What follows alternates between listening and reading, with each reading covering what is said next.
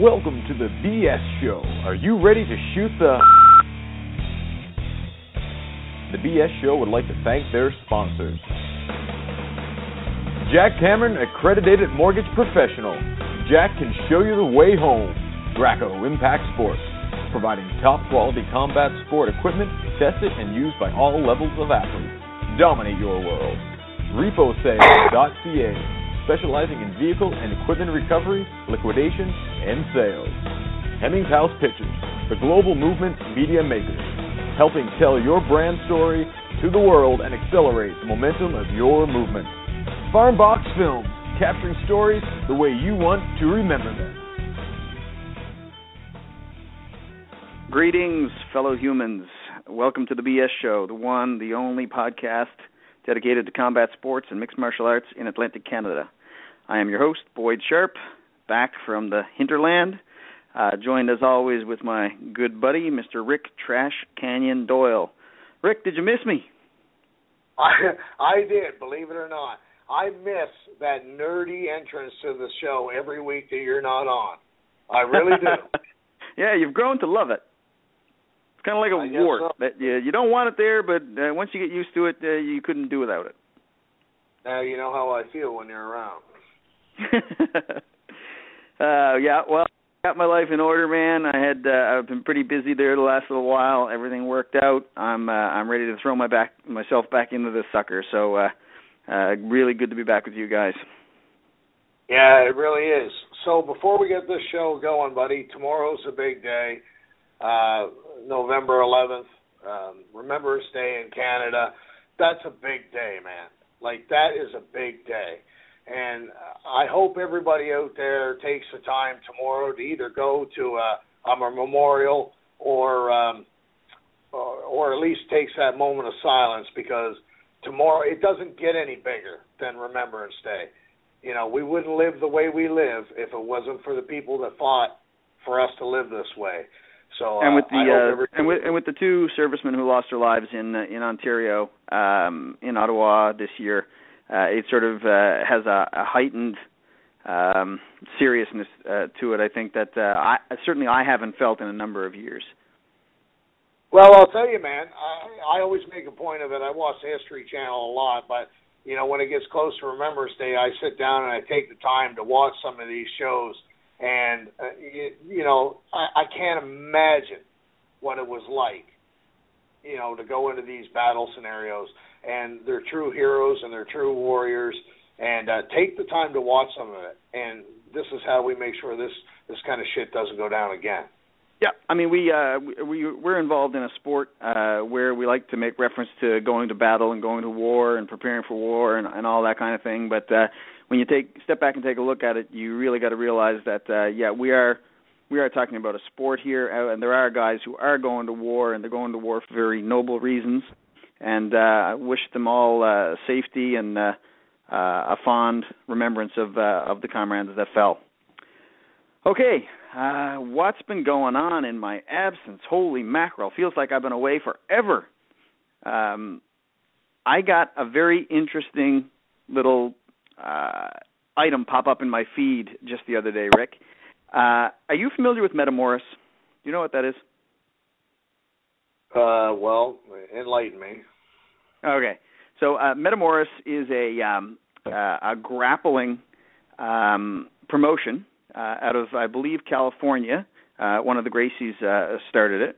And it's a submission-only grappling tournament. No points. Screw that shit. It's not like a referee has to hold up somebody's hand and say, some judges said this guy won. It's you either tap the guy, snap his arm off, or everybody goes home a loser. What do you think of that? Well, I'm loving the sound of that because, you know, I'll tell you, I've taken a little BJJ, but, you know, as Martel says, Coach Martel says all the time, I'm a shitty white belt. And I have no concept of the points. To be honest, the only thing I really have a concept of is submissions. So I would think that the general public would really hook onto that because they don't understand the points either. Yeah, well, the Metamoris promotion has gotten a lot of steam. It's getting a lot of you can watch it online. if you pay a fee, and I know quite a few people did the last one around. They got a big one coming up now. I think, if I'm not mistaken, it's going to be Sakuraba versus Renzo Gracie, I think, which is going to be probably the biggest one that they've ever had. Well, anyway, there's a group of guys here in Nova Scotia who are going to get the same type of thing off the ground, and it's awesome. It's going to be out in New Glasgow at the Pictou County Titans out there, and it's going to be all purple belts and above, all international level competition, and they're going to have an event just like we would have, say, a local MMA event here. Seems like a wicked thing for us to pack on the car and head out there and cover that thing from Madhouse, maybe. Well, dude, seriously, I mean, this is a big event that's going to happen, and I can't even tell you how excited I am. We've got top level athletes in this area going at it, and this is going to be exciting grappling. If you've never been to a BJJ event, and I would say this is the one to go to, because you don't have to worry about who scored better or understanding exactly what they're doing in the pure sport of it. This gets you to go in submission. We're going to see a submission. You're going to understand. Yeah, it. If a guy gets choked unconscious or gets his arm snapped or his knee snapped, you pretty much know. And it's not just BJJ.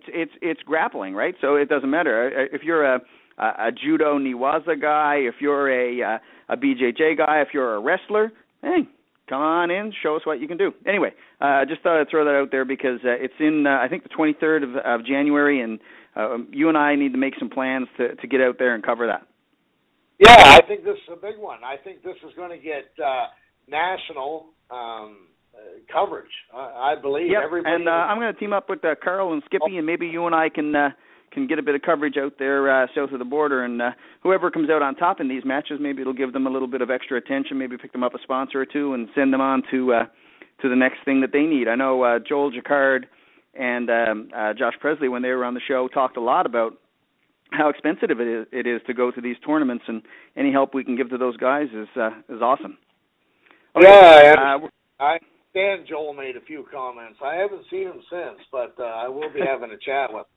But boy, this is exciting, and I think it's going to get great coverage, and I think it's going to take legs. We got to stay on top of this. Yep, absolutely. So more coming on that in the near future, folks. Okay, we're going to jump right in here because we got 3 guests tonight, so it's going to be rapid fire. And the next guy, once he starts talking, we may lose the show, and it might end up being called the Ricky Goodall Show from here on out.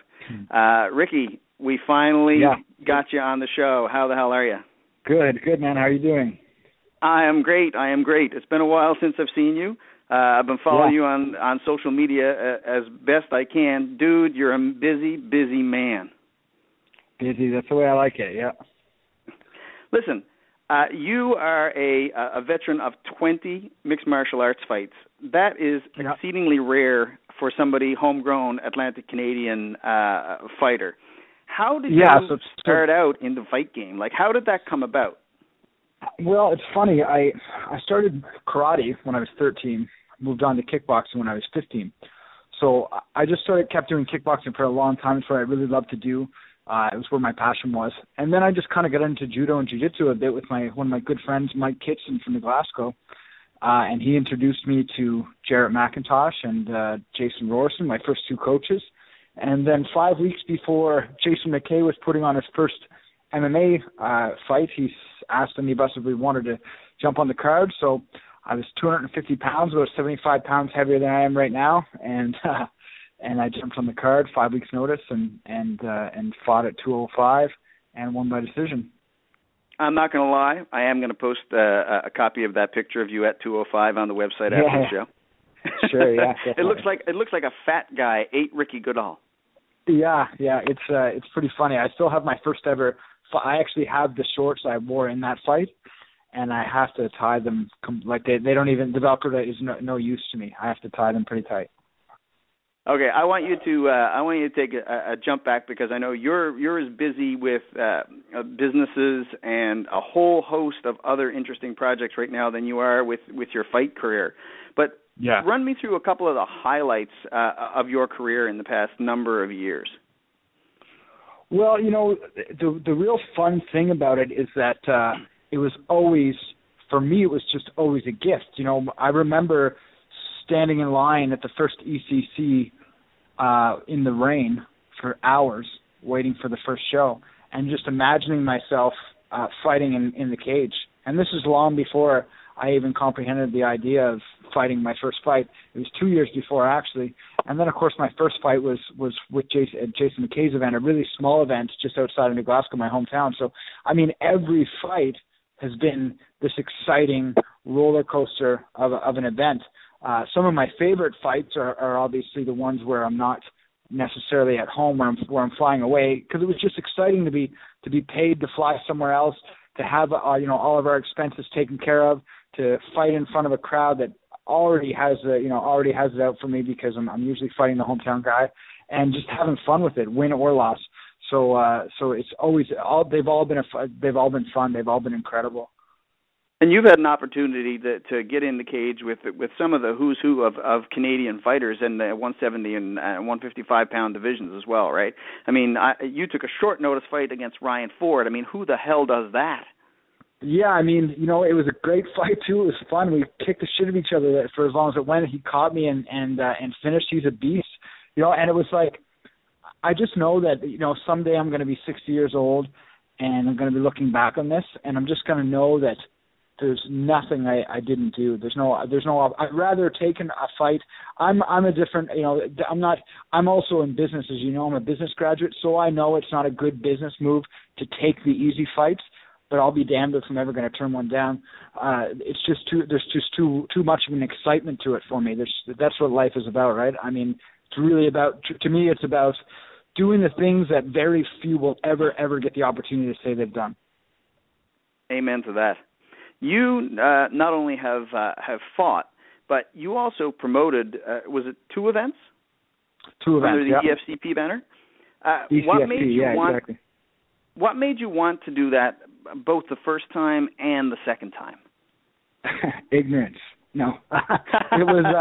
We've had a number of promoters on. We've had a number of promoters here in the past year, and they would agree with you. It's a potentially profitable business, but the first one was kind of, my eyes were bigger than my stomach. It was like I had a lot less experience with business then, and it was just kind of a mess. We didn't really know what we were doing. We kind of threw everything together. We had, the fights were incredible. The fights were really great. We had Matt McGrath as the main event. He put on a hell of a show. We had Jason Rorson as the semi-main event. He put on an incredible show too. So it was a really great card in terms of fights. We just had everything that could go wrong went wrong kind of situation. We had people stealing our beer. We had the sound guy just destroy the production. It was just kind of like one of those things. The second time around, I actually was graduating business college, and rather than going like a sucker and working for free, I decided I was going to open my own business instead. And so that was actually my work term. And if you recall, 2 weeks before the event was supposed to go down, my main event fighter dropped out. So I actually had to jump on my own card in a 2-week notice as well and fight as the main event on my own card, short notice, and find a fighter that's already been training for a while. Meanwhile, I'm out having drinks, rubbing shoulders with my sponsors, trying to get people to pay for the event, and then I find out I need to get back into training. And it was shortly after I fought too, so I just fought Steve Rogers before that. So I was kind of coming off a fight and coming out eating junk food and taking it easy and not training, and then had to jump in and fight. Yeah, I have 2 favorite memories from that event. Number one was Mike Malotte's armbar of Imperato. Of Michael Imperato. Yeah. Still probably one of my favorite moments of any MMA event I've ever seen live, actually. And number 2 was seeing you at the event, seating people and selling tickets in your fight shorts and gloves. Yeah. I mean, it was an incredible experience. And again, it's one of those experiences where somebody would say, Jesus Christ, I would never do that. And I'm like, yeah, you know what? I would never do it again. But damn it, I won my fight in front of my hometown. I never expected it, and it was on my own card. How many people get to say that, So it was an incredible experience. That would probably be definitely one of my favorites. Cool. Rick, I'm going to invite you to jump in here for a minute. I got a few more questions for you, but like I say, the trash man always brings it from a different angle. Sure. Hey, Rick, How you doing, my buddy. man? Good, man. How are you?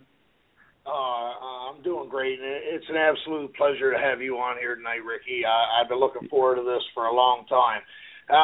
The worst of it is, I know we're really tight on time tonight, and because we've got Mr. Sago that's going to be coming up here quickly.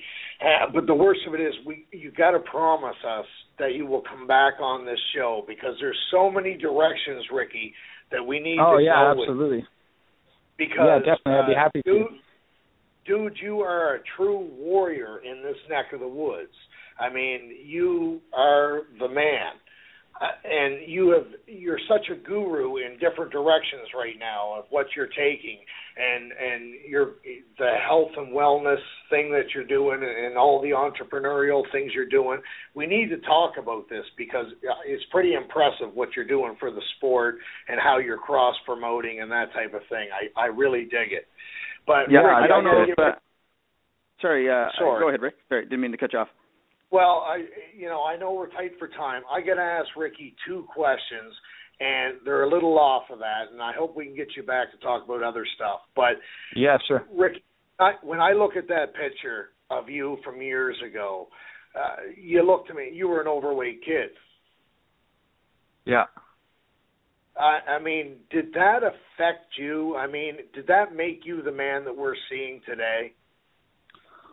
Well, yeah, I think that we're all fortunate to have the story that we have, right? I mean, the story that we have is a foundation that we're built on. It's the credibility that we're given to speak to the world and give them our message, So whatever it is that we do with our life, who we are and where we came from is the building blocks of that. So yeah, of course it does. And not only is it great, it's an incredible way for me to be empathetically connected to my clients, to my customers, to people I speak to. I'm not some guy who came out of nowhere and was always fit and was always in great shape and grew up in a well-off family. I was homeless 8 years ago. I was jobless 8 years ago. I used to steal food from cafeteria fridges and trick fast food workers into giving me free food.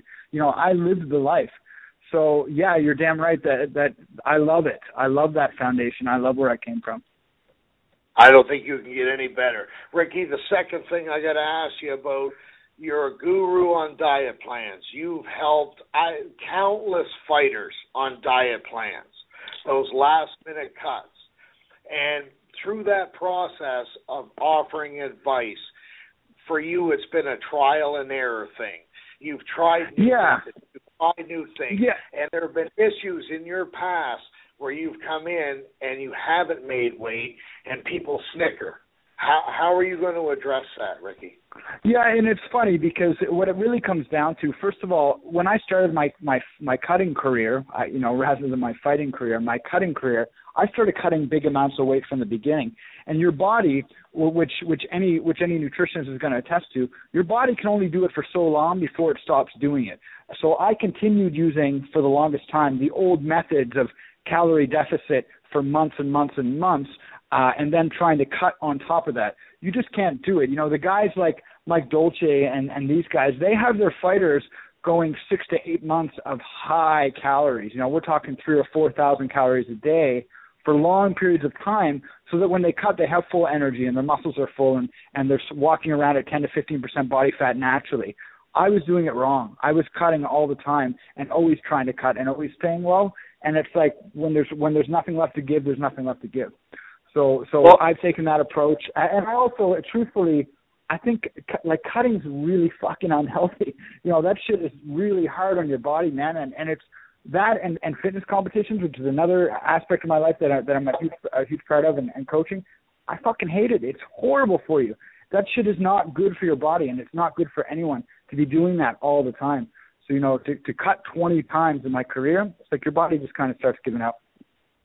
Well, Ricky, I'm glad you brought that up, and I think that's a topic for another night, and we definitely need to talk about that. But here's the deal, folks. This guy has helped a tremendous amount of fighters in this area make their weight, and he is a pioneer in it in this neck of the woods. And unfortunately, what happens with that, he's a guinea pig for himself, folks. And thank you, Rick. Thank you for doing that. You help thanks, all guys. of us. Help all of us. Anytime, it's my pleasure. Cool. Boy. Ricky, I've been chatting with Skippy, our producer here tonight, and Carl, who's his partner in MMA Madhouse, telling them a little bit about the different things that you've been doing over the past, especially the past 2 or 3 years, and those guys are super keen to be the outlet for some of the stuff that you've been writing. I know you write your own blog. These guys have a huge international following. And they want to know if it's cool for me to hook you up with them, so we could probably look at certainly getting you back on this show. I can think of like 5 different topics that I would like to bring you on for a full half an hour or an hour show definitely. right now. Sure. And then possibly for you to do some writing for these guys and some analysis for these guys. So if you're cool with that, I'll hook you up after the show. Yeah, I'd love to. And I don't know if I've mentioned, but I'm actually in the process of writing a book. I'm about 5,000 words away. I've written 50,000 words since the 1st of September, so maybe we'll have to chat about that next time I'm around, too. For sure. Anything you want, man. Anything you can bring to the table would be awesome.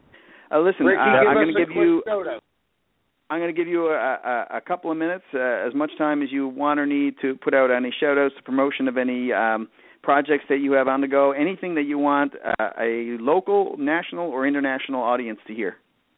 Sure thing, man. Well, first of all, as you know, and we've talked about a lot, I have a nutrition coaching business called the Nutrition Blueprint, and that's turning into a nutrition coaching website where it's actually going to offer opportunities to coaches all over the world to come and be a part of this website and coach clients as well. It's kind of going to be like a peer mentorship, so if a coach comes on and they're kind of new and they're not sure what to do, they're going to be able to ask all of us other coaches for advice and ways to handle the clients.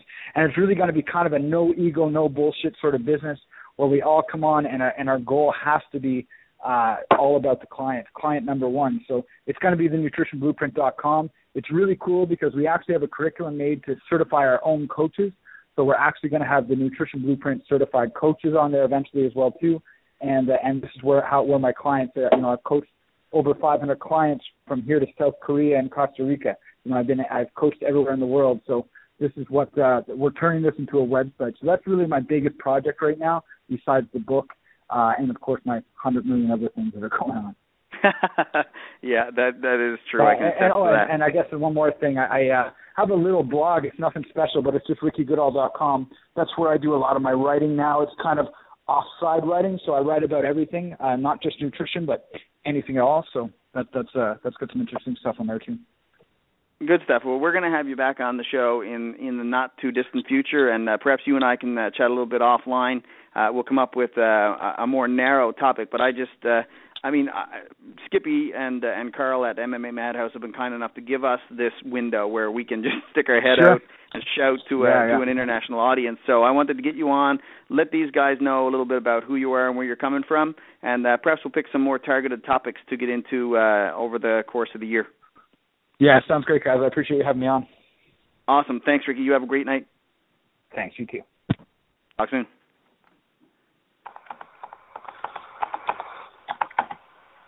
Uh-oh. What? I think Ricky just dragged his phone down over the stairs. I got an awful amount of noise. Yeah, okay, I'm going to dive right in here because I want to be respectful of this man's time. We have with us right now Mr. Jason Sago, who I believe was supposed to be on the show last week, but I was off with business commitments, and Mr. Doyle just completely dropped the ball. I'm shocked. I'm horrified.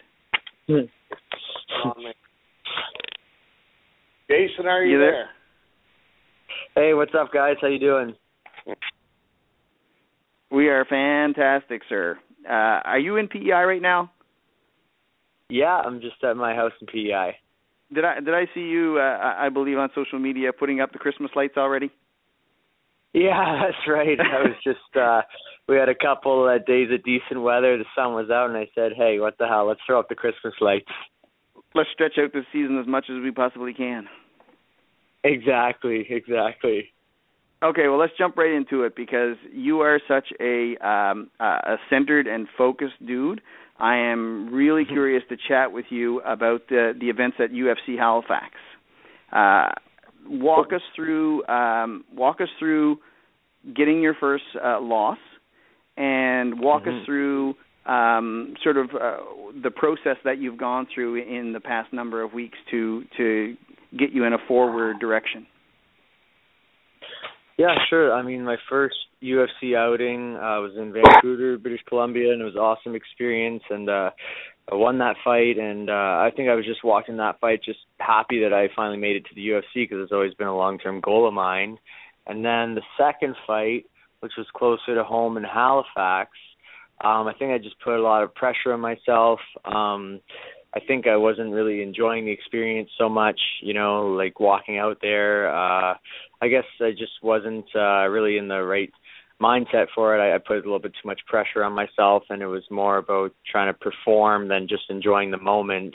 And I think that had a negative outcome on the fight. I wasn't as relaxed. I was kind of rushing the techniques. I didn't really believe in my stand-up. I was hesitating and questioning. Meanwhile, I should have been striking the whole time because in the third round I connected with a knee that rocked him, and it was just should have been doing that since the first round. So there was mistakes made in the fight, and there were some realizations that happened post-fight that made me just change some things up in my own training. And now with my training, we're doing a lot more stand-up. And if we just kind of looked at the percentage of the fight, how much time are you against the cage, how much time are you on the ground, how much time are you doing stand-up striking. So when you look at the fight, I think that should adjust how you train. So if you're spending 70% of the time doing stand-up striking, maybe you should be doing 70% of your training stand-up striking, So I think before in my training I was doing a lot of jiu-jitsu, a lot of groundwork, but in reality, in the fight, we're not spending so much time on the ground. The majority is stand-up, kind of grappling against the cage and with the striking. So I think we already started to make those adjustments in my training after the fight. I'm absolutely loving this. This is perfect time for me to have heard what you just said, because I watched the movie Moneyball last night. I don't know if you've seen it. It's about baseball, Brad Pitt movie. I have seen it. Yeah, I've seen it. Yeah, and how he took the numbers and really broke it down and said people can talk about heart and people can talk about grit and people can talk about this, that, and the other thing, but you have to look at the numbers. You have to look at the percentages of where the fights take place and what techniques pay off and what techniques don't pay off. So I think that's really, really interesting. I don't want to ask you to give away absolutely everything that you and Paul are working on specifically, but can you elaborate a little tiny bit more on exactly how you're kind of breaking that down and what you're working on, or how you're approaching it, I should say. Yeah, definitely. I mean, we looked at the sport of MMA and looked at how the judges are basically pointing the fight. I feel that the way it's going down is that when you try to take somebody down, and if they defend the takedown, that person's actually receiving a point for defending the takedown. Even though they're just doing a defensive movement, they're still getting a point for a defensive movement. So that's not generally the way I would score the fight, but that's the way it is, I believe, in MMA. So they're basically shutting down your game. Even though they're not mounting offense, they're still shutting down your offense, and that scores points in MMA. So we just figured that it's probably a better off approach when we're going for takedowns. If the takedown's failing, and you don't need to continue the takedown, but you're better off actually just breaking off and landing strikes, because the last fight I lost, it was a close fight. It was a split decision. Split decisions, they can kind of go either way, but if you want to make it more definitive, you just need to land more strikes, because what the judges are looking at is strikes landed. So if I'm going for a takedown and it's failing and it's failing and it's failing, I should just be breaking off really and throwing more strikes, because whether the strikes land or not, if you're throwing those strikes, it's starting to add up on the judges' scorecards. And if it's a close fight, if I end up throwing an extra 20 strikes in my last fight, that could actually sway the judges from a split decision. So either way, you're better off, if the takedown's failing, to break off and land more strikes. Yeah, the analyst in me is absolutely loving that, and I'm thinking that the hardcore pancrase pride fan, Skippy, and the sling them as hard as you can from your ass, Rick, are probably cringing. But you're 100% right, man. Like, that's what it takes to win a fight when you're in a sport, and you're not in a street fight. You're not in a schoolyard fight. You're in there to earn points, stay ahead, and then take the submission or the knockout if it presents itself. Yeah, exactly. So you have to maybe change your mindset a little bit versus a self-defense mindset where you're just trying to take the fight down, control, get a good position like mount or the back and choke the guy out. Whereas in MMA, if you're trying to take the guy down, release the takedown, forget about taking him down, land some strikes, whether they're significant strikes or not, they're still adding up points on the judge's scorecard. Same with jiu-jitsu.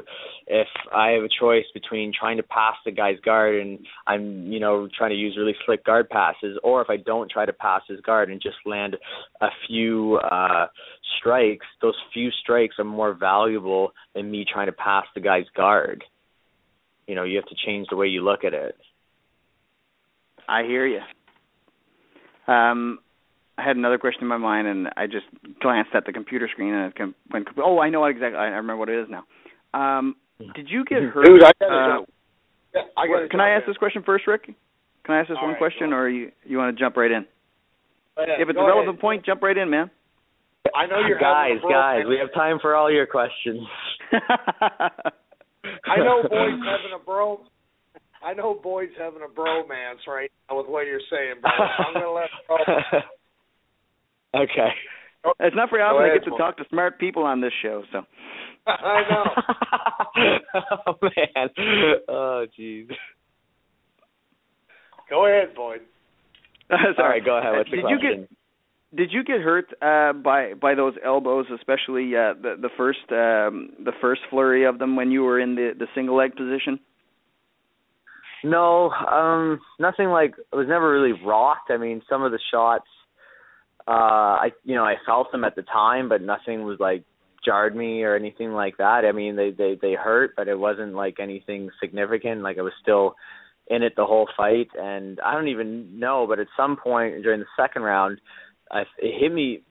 Something hit my ear. I don't even know what it was, whether it was his knee or maybe it was like a left hook. It hit my right ear, and I actually had to get 13 stitches inside of my ear after the fight, which is actually the worst injury that I've sustained from a fight. And that was kind of a weird spot. It's kind of like when you squeeze a grape and it pops. I think that's what happened with my ear. It's like the skin was pushed together, like just so bunched up that it just burst open inside of my ear, and I had to get like 13 stitches in a really awkward spot, like in my ear, and it was just horrible stitching it up. It was more painful than anything that happened in the fight. Well, quite obviously, as the fight went on, you in the third round certainly really started to surge back, and at the end of the fight, he was pretty close to done. If that fight was an extra couple of minutes, an extra 45 seconds even, a win was probably there for you. So what do you think about if this was under the Pride rules and they were judging the fight as a whole, do you feel that it would have been in your favor? I think that I was closer to finishing the fight than he ever was. I think at the end of the fight, when I had him in a really tight, close armbar, I think that was the closest that either one of us was to finishing the fight.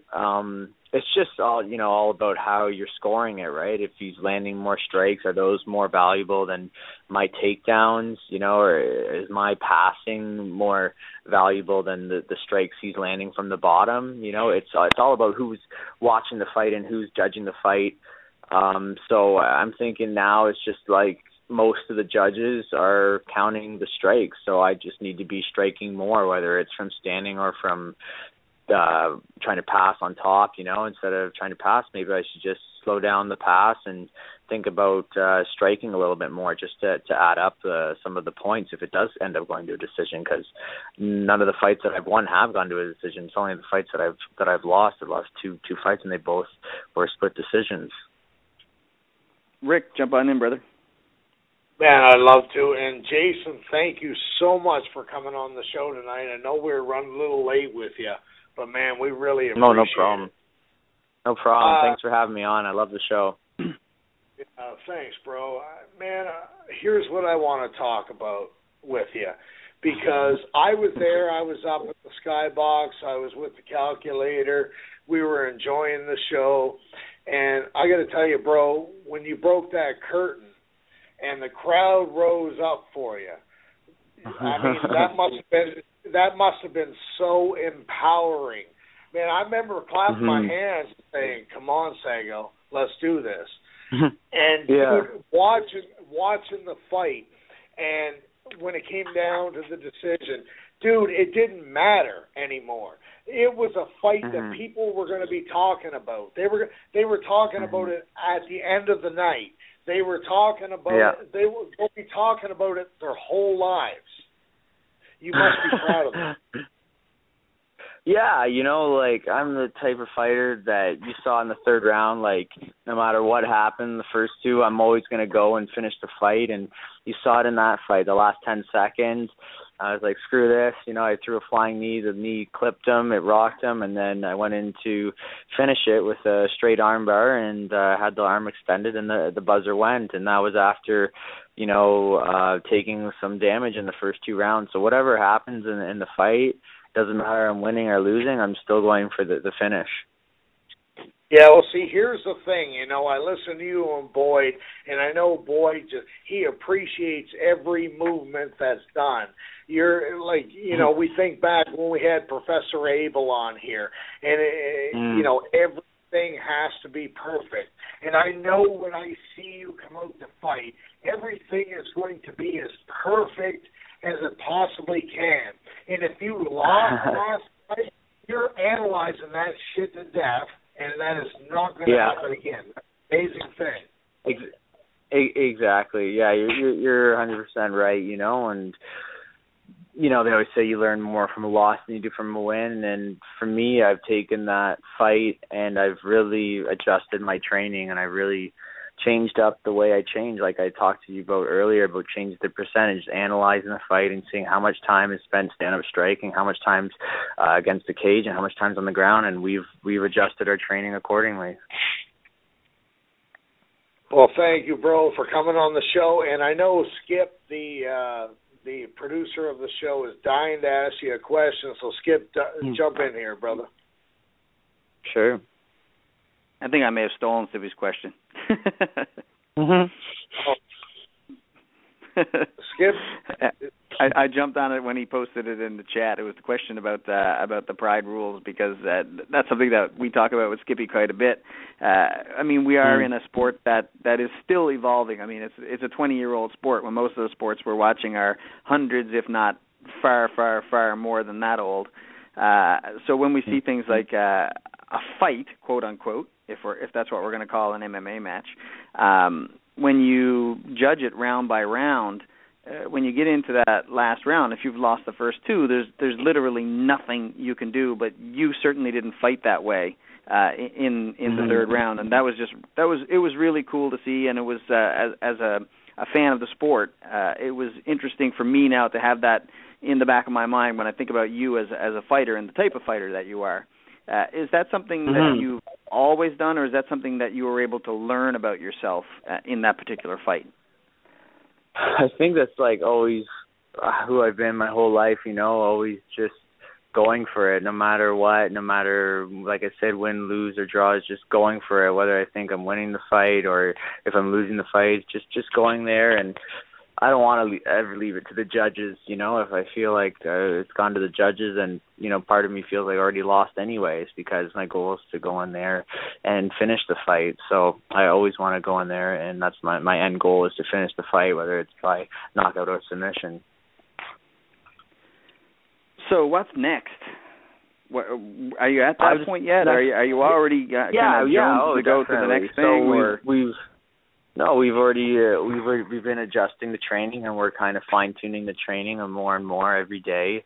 You know, I'm back in the gym training all the time again, and basically I wanted to take a few months and revamp the training and correct everything in the game, in my own game, that I think needs to change, and needs to change for MMA, and needs to change to compete at the highest level, right? I need to make some adjustments. So I'm taking the few months off. I'm going to also enjoy Christmas, and then I'm going to be back. I want to fight again in March. Awesome. Wow. Loving it.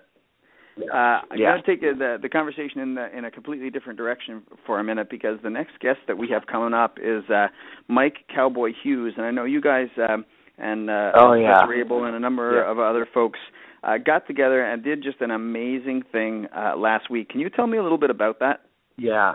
I recently just met Mike Cowboy Hughes, and it was really super nice guy. I had no idea how much they actually did for charity, and for cancer, and for raising awareness, and also money for cancer research. Just a really nice guy, and he's doing great things in the community. He hosted a night, and it was a night for charity to raise money for cancer, and they had all these different martial arts. Any martial arts fan actually would have really appreciated it. It was they had karate guys doing demonstrations, kung fu guys doing demonstrations. They had these young boxers come in and beat the hell out of each other. They had us. We were doing the jiu-jitsu self-defense portion of it, and it was just a really cool night to watch. Pro wrestling.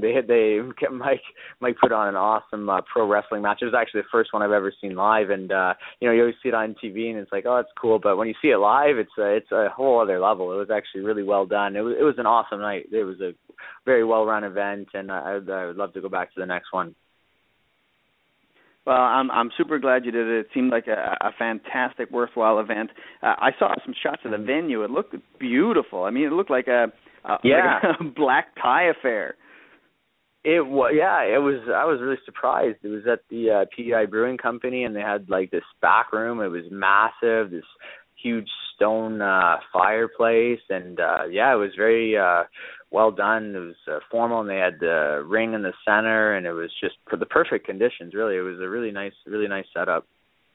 I don't know if you were on the line when we were talking about this earlier, but we have an event coming up here in Pictou, the Submission Series. Do you know about that? It's taking place, I think, at the Pictou County Titans, and they're going to bring in a whole bunch of purple belts, brown belts, black belts, and it's going to be kind of January? like a Metamoris. Yeah, January 23rd. Any chance you guys are going to be coming over for that? Yeah, I was asked to be on it, and then I said I'll be probably entering my training camp by then. But sure.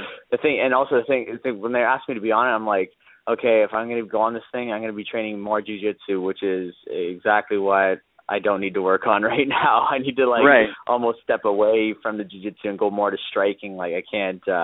I'm trying to change my training, not go into what I was doing before, So I'm going to be there to support the event, but I don't think I'm going to be on the card itself. Cool. Well, Rick and I are going to be covering it for Madhouse, so we'll definitely connect with you there, and we're really looking forward to seeing you guys. So will there be any trips to Thailand in your future if you're really looking to focus on your striking again? Yeah, I'm actually thinking of doing a couple of trips more locally to Halifax, just to train with some different guys. There's a lot of talent in the city of Halifax, so I'm thinking of doing a few more trips out that way, maybe a couple trips to TriStar, but nothing as far as Thailand.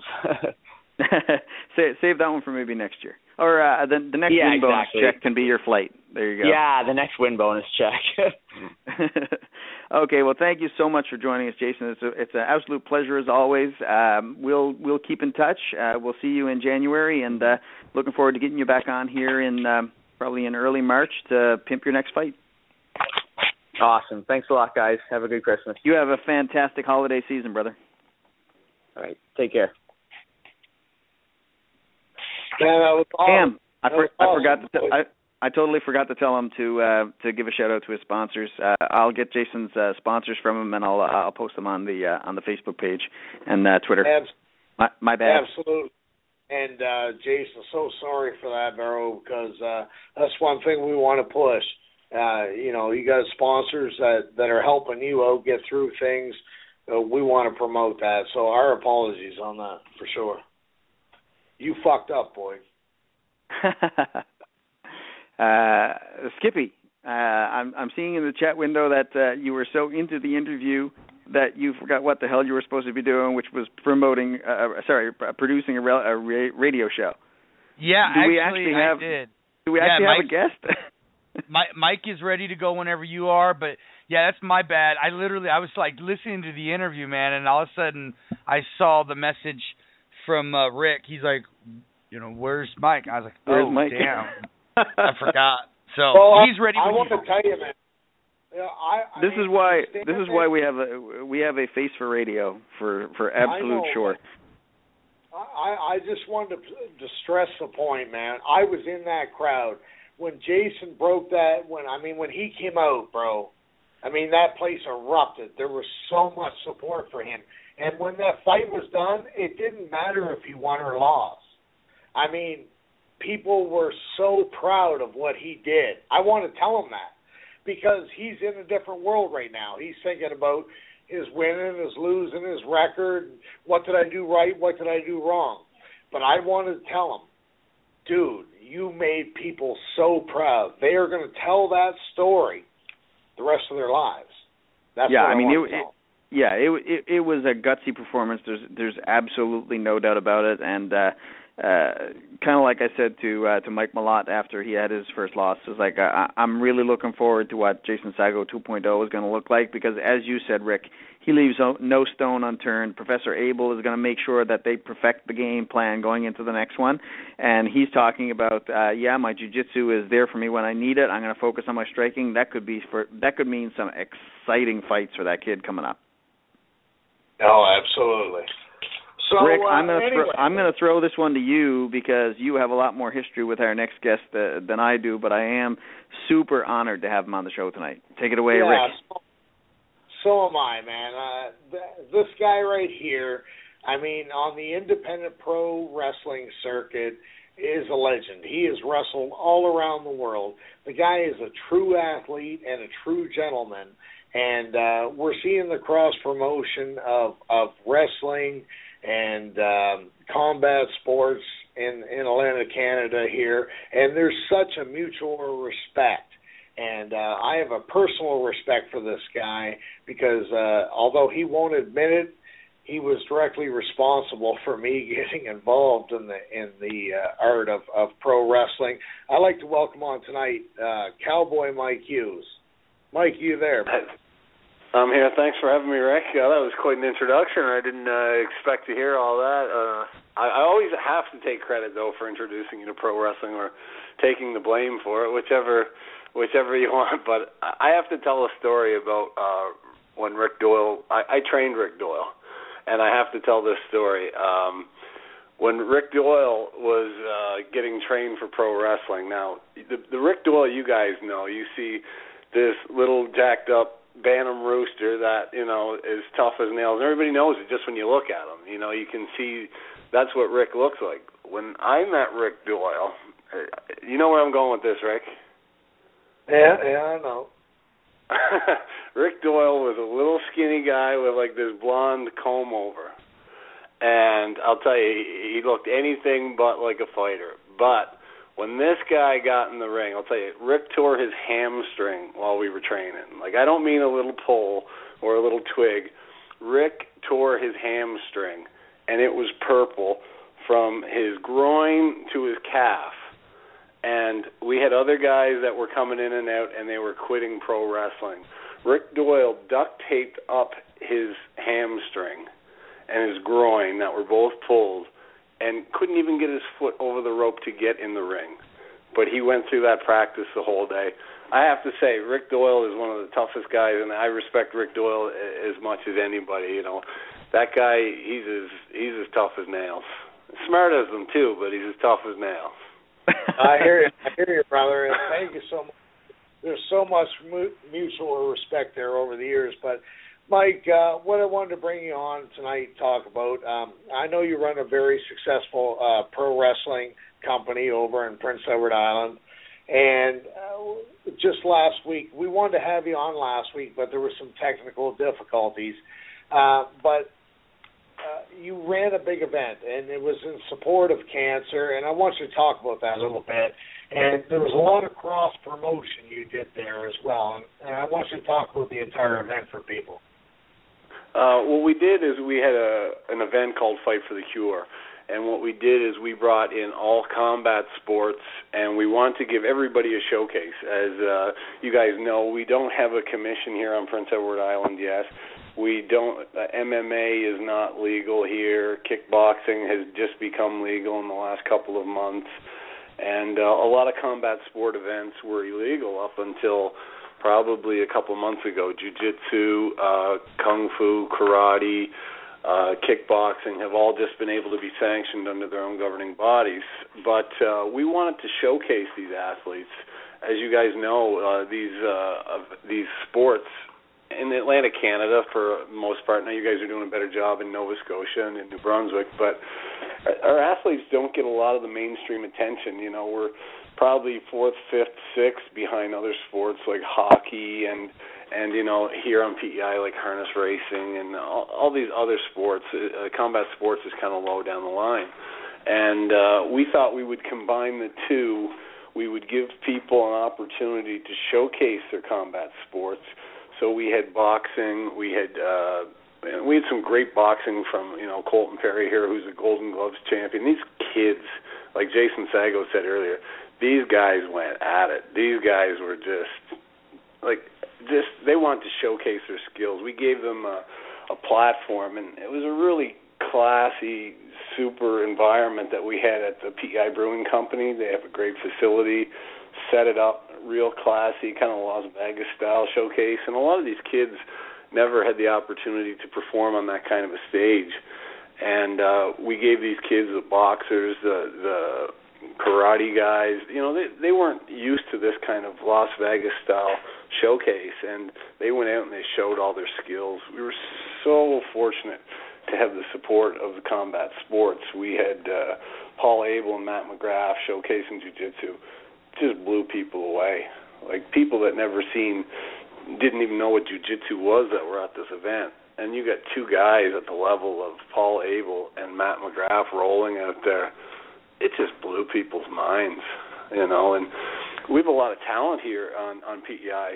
Thomas DL, who's a Canadian kickboxing champion, and like I forget how many levels of black belt.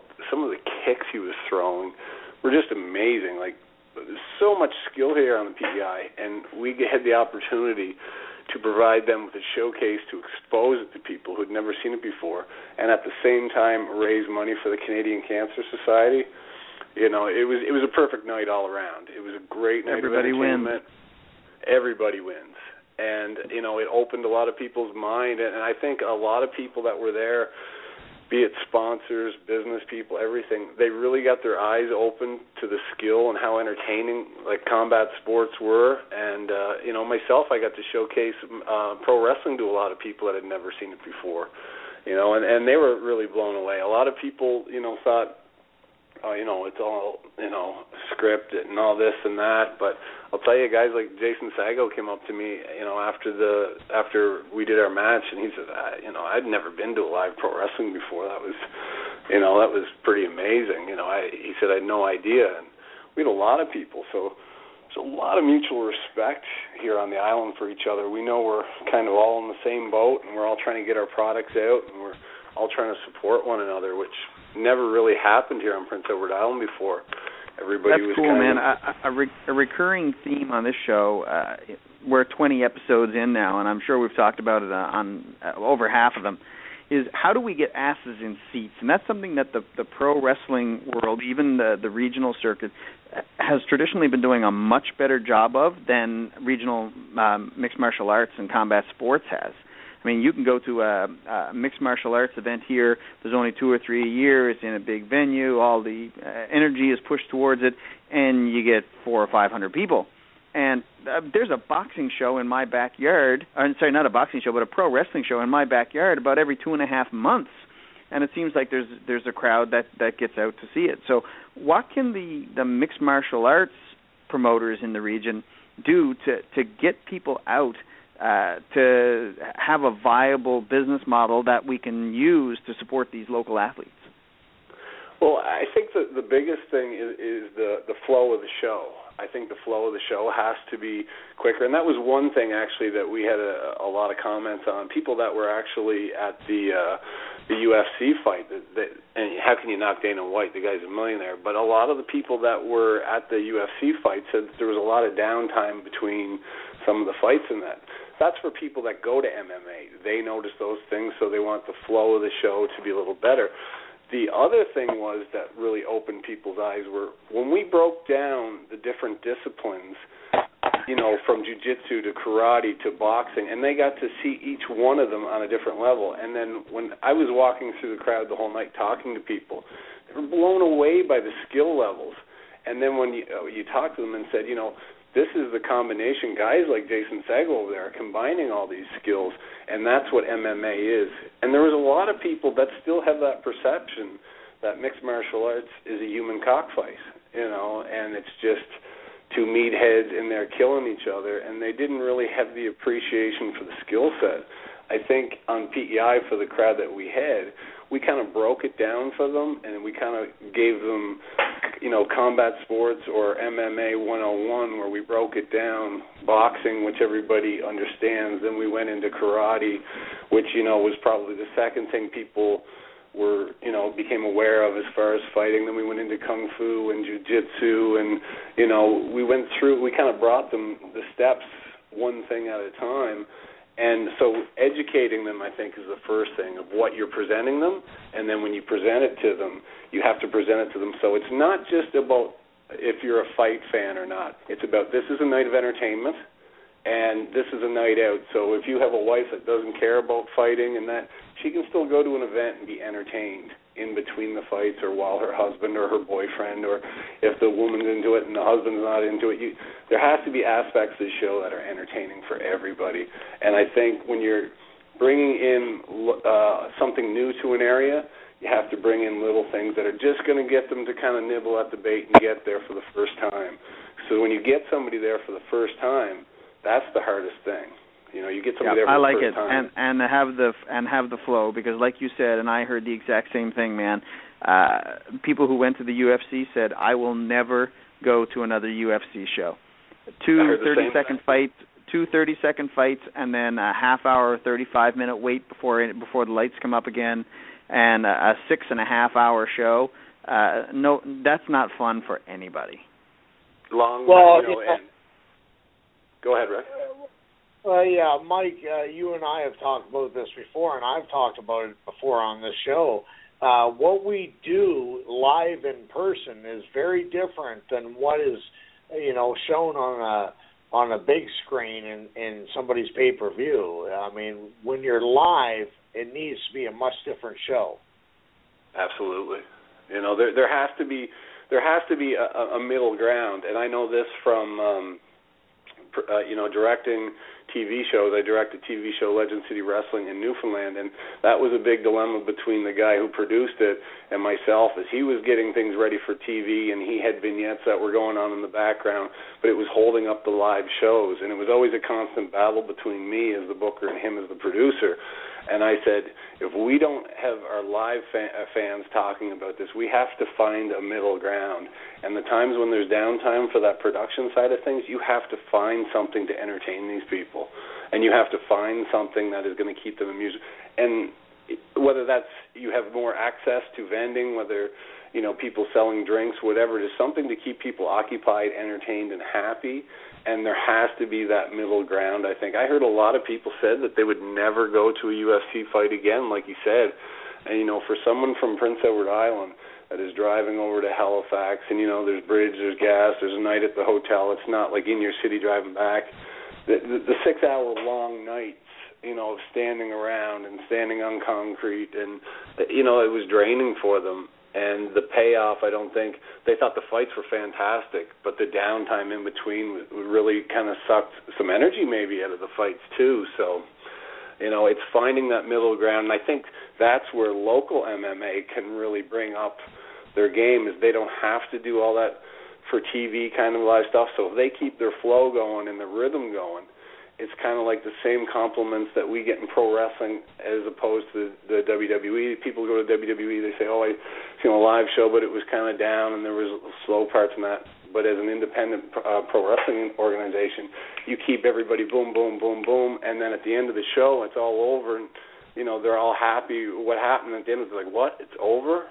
When you have them leaving saying, it's over, I want more, instead of saying, oh my God, is it over yet? Yeah. Mike, I don't mean to cut you off, but we do need to get going. And, dude, what you're telling me, I mean, these are important things. You're in entertainment business, and you have to understand that the product you see on television is contrived for television. It's produced for, and what we're producing for talent out here, people need to get out and support. That's the big thing. We have so much talent in Atlantic Canada, and what's great is the UFC is finally getting a taste of it. I think we need Matt McGrath there. I think he has all the tools, and I think we have local guys like that. There's local guys in Halifax like Chris who just got a chance at this fight. What a storybook, that was. You can't write what he did in Halifax. That was unbelievable, and stuff like that are going to get people involved.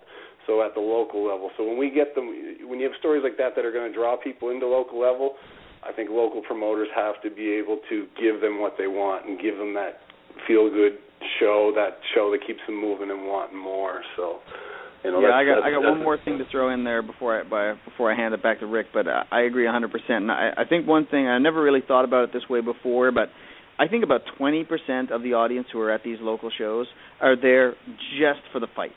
They could care less about anything else. All they want is the fights. That's like 20%.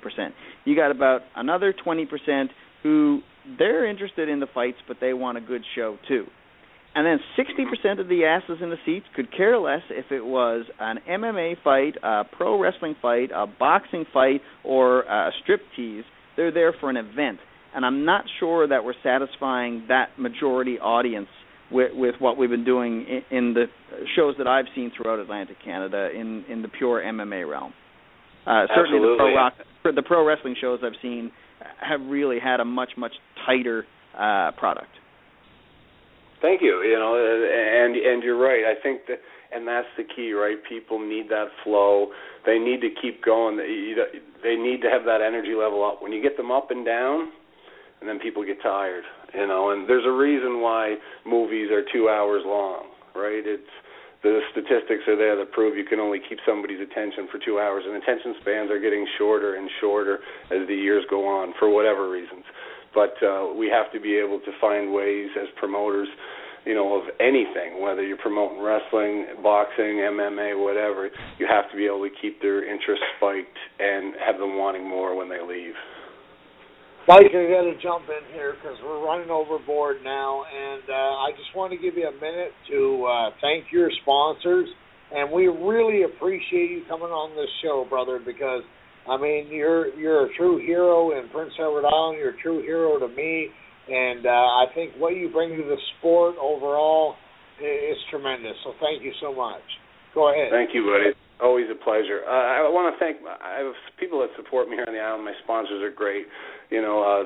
Steve Barber, who owns a number of franchises here, The Factory, Hunters, John Brown's Grill, McDougall Steel, Tech Guru. I have so much support. Quick Copy Printing.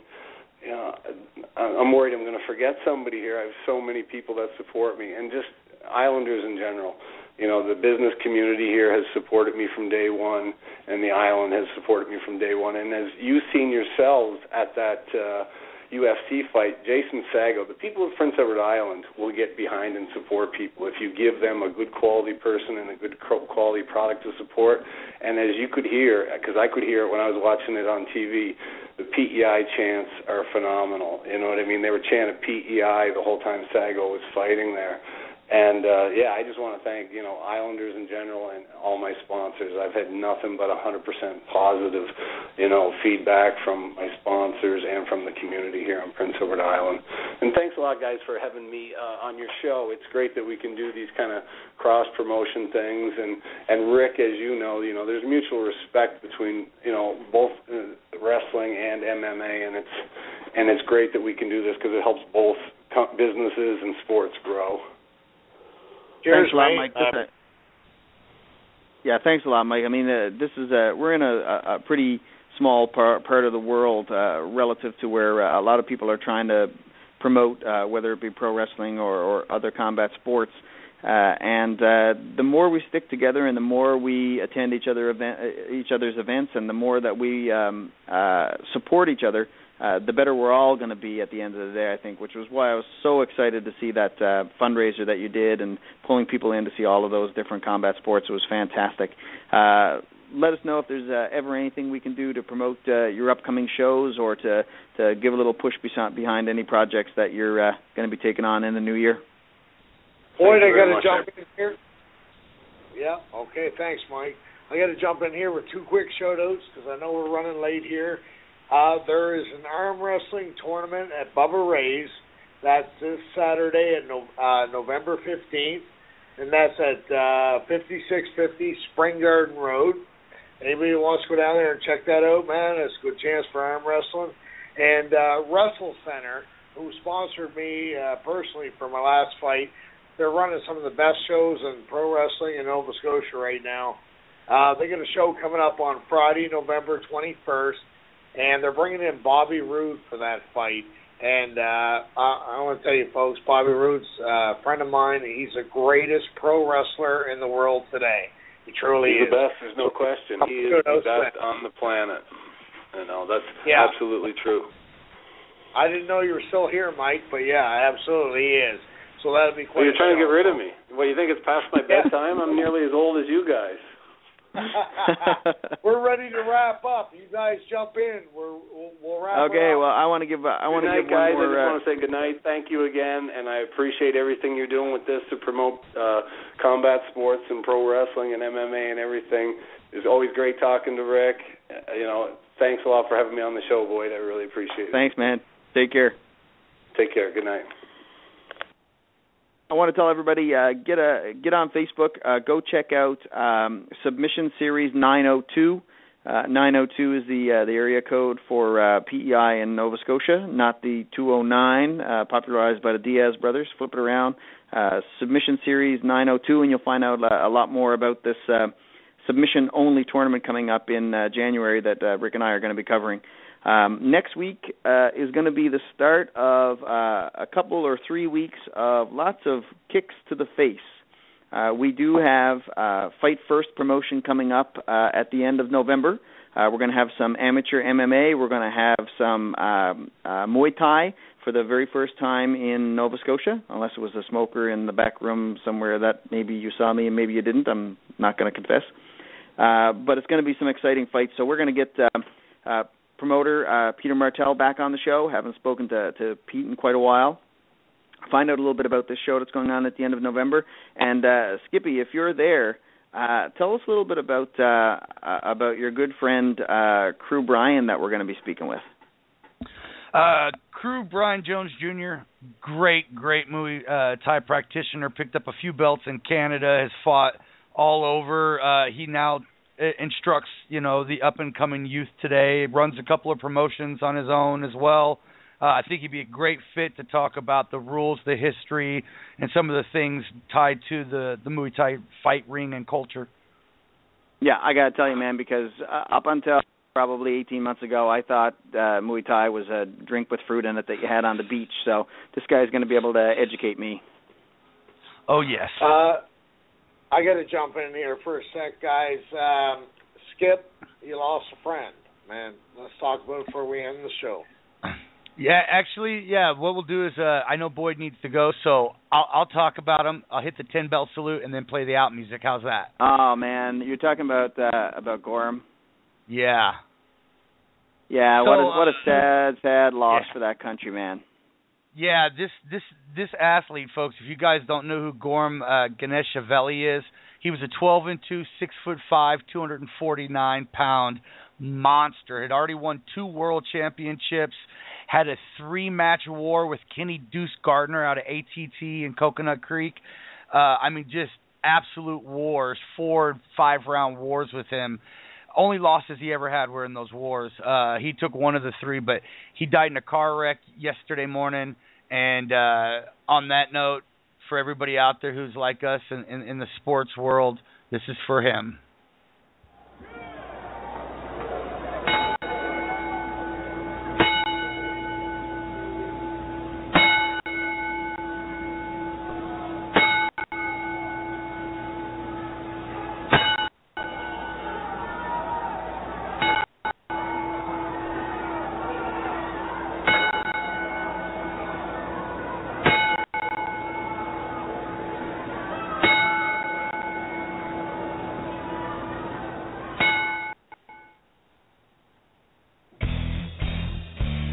Welcome to the BS Show. Are you ready to shoot the...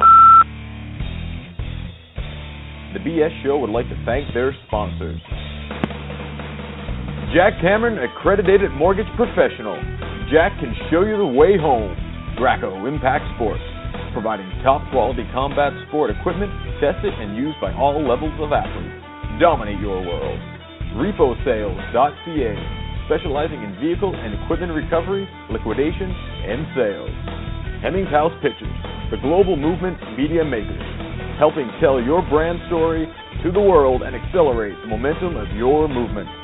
Farmbox Films, capturing stories the way you want to remember them.